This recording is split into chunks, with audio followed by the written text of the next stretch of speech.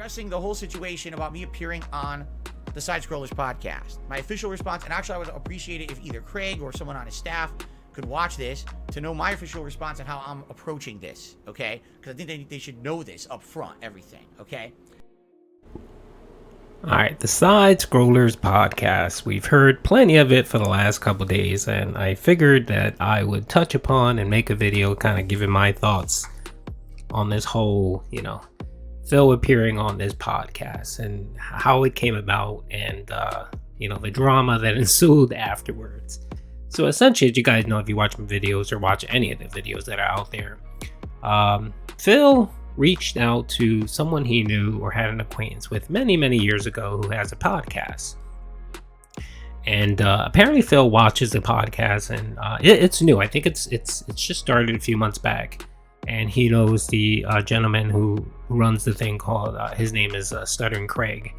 And he had some correspondence with him, and I guess Phil kind of asked or had mentioned and said, hey, I think it would be cool if I can, jump on the podcast. I think it would be a very interesting thing. Either he said that or Craig mentioned it, and Phil, warmed up to that idea, and they had some conversations back and forth.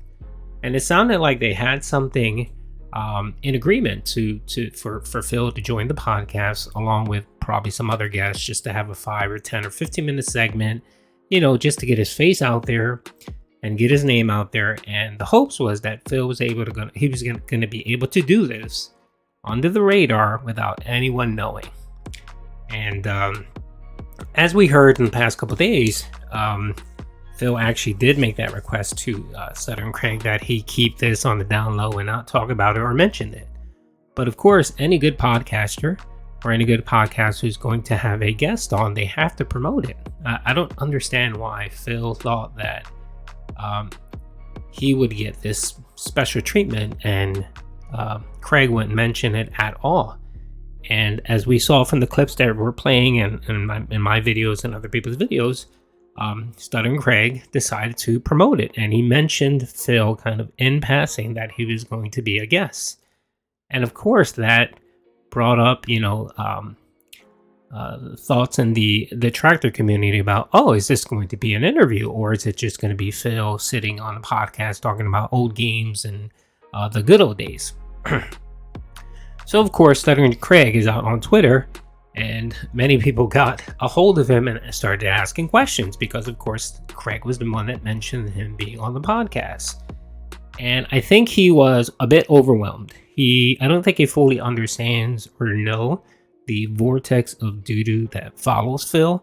I think he knew a little bit kind of the whole incident and those kind of things, and he knew that he, people don't like him. And anyone that podcasts or streams nowadays has their following of people that don't like them, so it's nothing new, but I don't think he knew the extent of everything that surrounds Phil. And I think if he did, he probably would have never asked him to come on, because he knows that that's just going to bring an element of people to his streams that really don't fit his style. He's if you ever watch his podcast, it's not my cup of tea, but it's very much in the realm of discussing video games, talking about retro video games, doing a little bit of news, and then just kind of having guests on from the internet, mostly people that have had relations or acquaintances with Stuttering Craig. And that's kind of it, and they kind of talk about whatever the topic is at hand. Typically it's games or something. And, Phil thought that he was going to be able to come on board and just have a nice, conversation and talk about games and kind of get a little bit of publicity. And maybe some of Stuttering Craig's followers and viewers would check out his gaming. You know what I always say? Phil always needs to replenish the barn of dents, because they come and go. They always do. I mean, he always has at least 10 to 15 people about every 6 months that just leave, and then he has to replenish them with other people that would, love his content, support his content, so on. And we all know it. And I think Phil has realized lately that his channel is struggling, both financially and with views. And he's had people leave, people that have supported, people that have been there for a long time. And I think he thought this was a good way for him to get some positive publicity for himself being on this podcast, and maybe opening himself up to kind of a group of people that don't know that he streams. And that's kind of what you do as a streamer. You collaborate with other people, hoping that, maybe you have a good vibe. Like, I'll give you an example. I've been collabing with King Sly lately, and I love his content. I used to watch the podcast before, and he's been covering Phil a lot.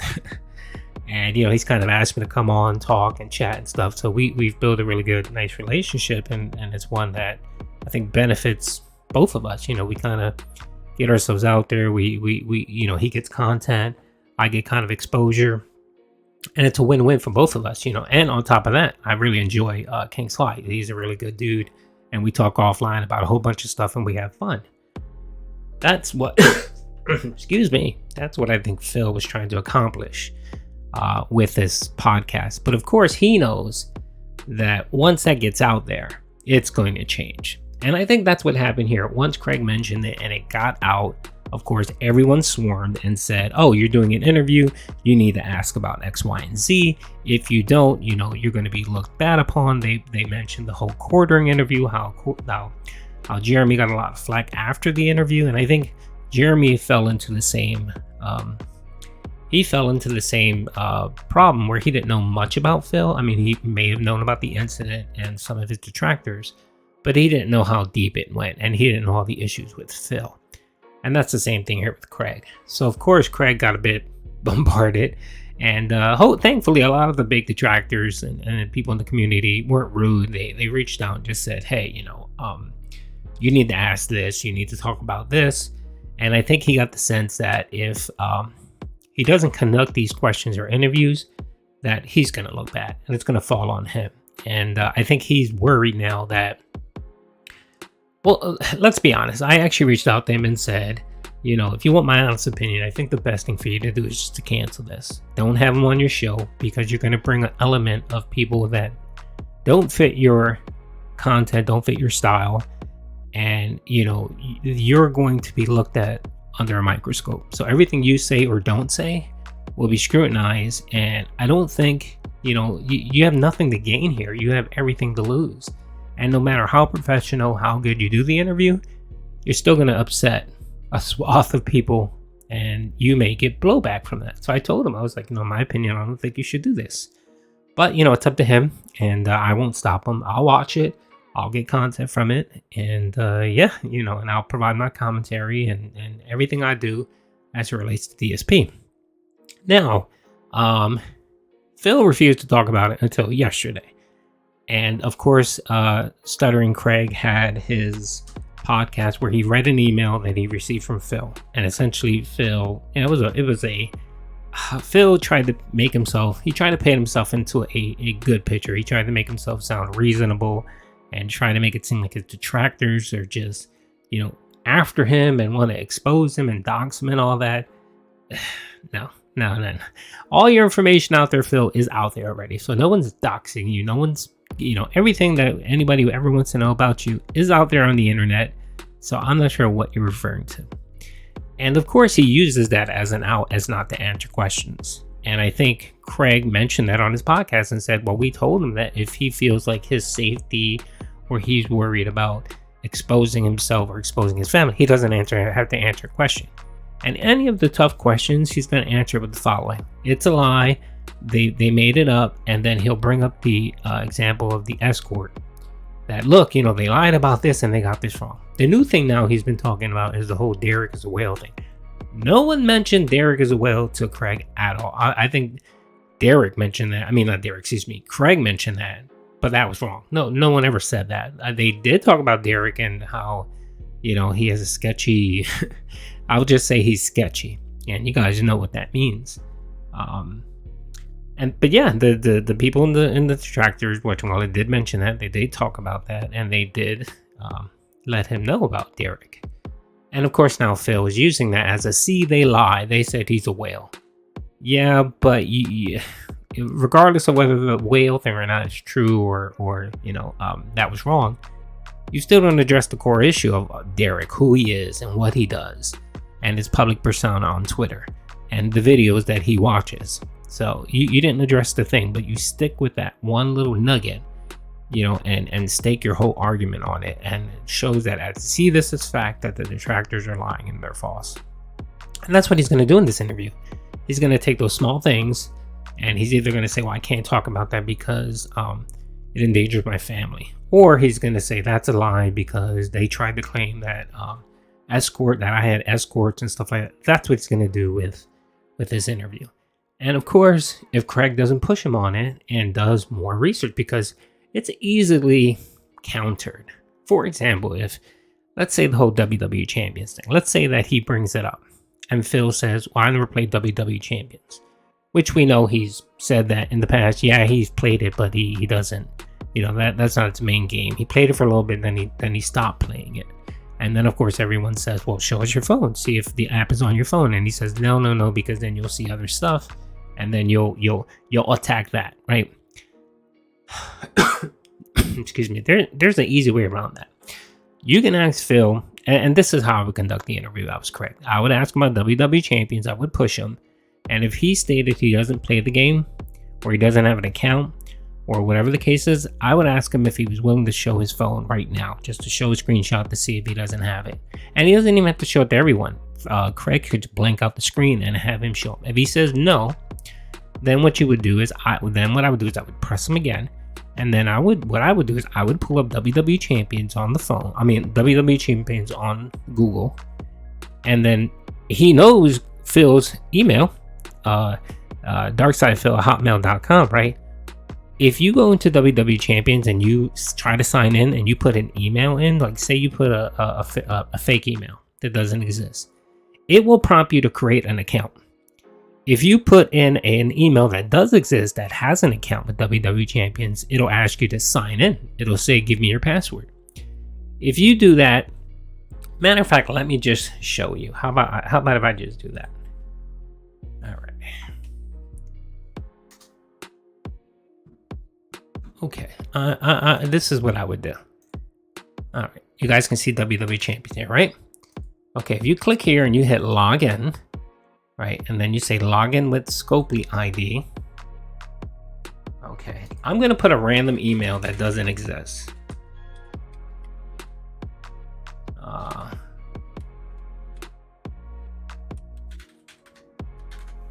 Okay, you see that random? Let me try to make it a little bit bigger for you guys. It's just a random email that doesn't exist, right? If you hit continue, it's going to tell you, let's create an account. You see that? It says, let's create an account. Okay.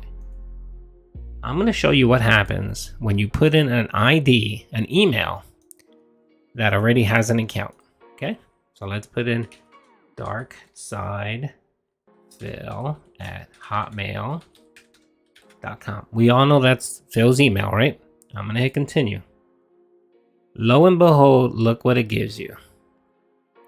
Let's get you in. Welcome back, darksidephil@hotmail.com. Put in your password. That's what I would do. I would say, oh, okay, Phil, you're saying you don't have an account, you don't play WWE Champions. Okay, I'm gonna log into WWE and use your hotmail.com, which it's a public email, so you're not doxing yourself. You use that for your business, and there you go. So it's asking for a password. So this tells me right here you have an account. So would you like to talk about your answer? Would you like to revise what your answer is? And of course he said, oh, well, that's not me. That's someone that doctored my account, or, used my email to act like I play WWE Champions. The problem with that is that the only way for you to create this account, like if you put in, Snoop Dogg @gmail.com, right? And Snoop Dogg doesn't have an account. When you try to create an account, it's going to send you an email to that. It's going to send an email to that account, that email account. And you have to verify. So if you do not have access to the email, you can't create an account. So if Phil tries to say that that's not me, someone, used my email to fake like I have a WWE account, no, that's not true. Because again, that person would need access to that email. And the only person that has access to that email is Phil. So these are the type of things that I would recommend Craig would research and have kind of in the back of his hand to counter Phil's answers with. And the problem is he's not going to do that. Craig seemed to be like a nice guy, and you know, his thing isn't interviews. His thing is just talking to people about games and so on and having guests on. It's not interviews. But I think now he's up against a wall, and like if you heard on his podcast, he's up against a wall where he feels like he needs to make this a hard-hitting expose interview, and that's not what he really wants to do.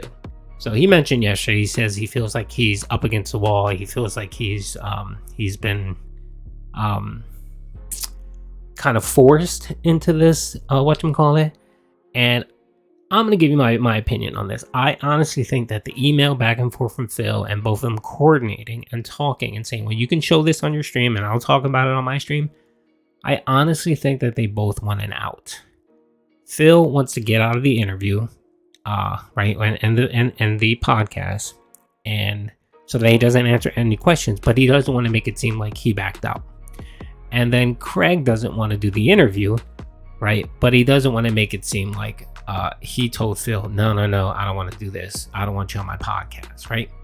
So they're both looking for a win, or not a win. They're both looking for an out. And they both want to be able to claim that it was essentially the other people and the trolls. It wasn't them. So Craig can say, well, you know, Phil didn't want to be on because he was worried about his safety and all that stuff. So we just thought it was best not to have him on as a guest.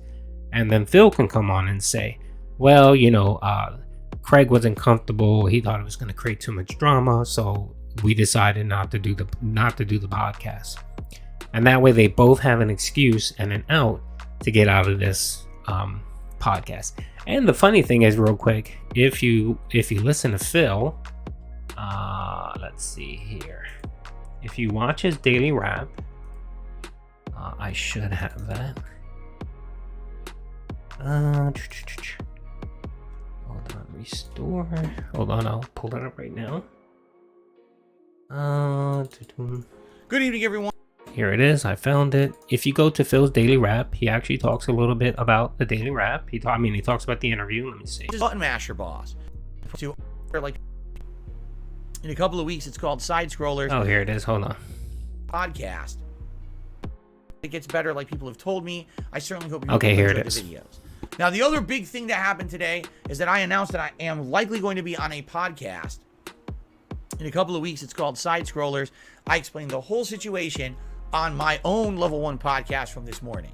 If you want the full story, if you want the details on it, please watch that show from earlier today. And I will have, hopefully, you know, more information about that soon. Whether it's, you know, it's a definite lock or not, and the date that it will happen. Okay, now you in this whatchamacallit, now he starts talking about whether it's gonna happen, whether it's gonna be a lock, and he starts kind of hinting at this isn't certain, this isn't sure, it's not gonna happen. And I think this is, again, like I said, I think they're both looking for an out, and that's why Phil is now couching this as, well, it's a maybe, or I gotta lock it down, or I gotta continue talking with these people. So yeah, let's keep listening. All right, but yeah, please watch that podcast. Let me know what you think. Share your thoughts, and we'll go from there. All right, now, tomorrow, all right, it's React Day. Okay, yeah, I thought it was interesting. So you're going to hear more of that in his podcast, where he's not going to talk much about the interview. But when he does talk about the interview, he'll couch it as, well, we'll see. And, you know, he's going to say those key words.